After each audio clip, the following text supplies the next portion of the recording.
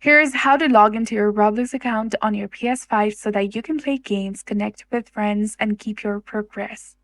So first, you need to go ahead, open your Roblox on your PS5, find and launch the Roblox application from your PS5's home screen, then go to the login screen. If you see the guest mode, select login. Otherwise, Roblox might automatically take you to the sign in screen.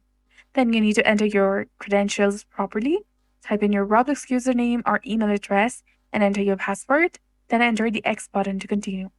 You can complete any security steps. If you have two-step verification turned on, you can enter the code sent to your Gmail or the Authenticator app and then confirm to log in. And after logging in, you will see your avatar, your friends list, and saved games. You're now all set to play Roblox on your PS5. So that's it for this video. I hope you found this helpful. If you did, please like, share, and subscribe. Thanks for watching.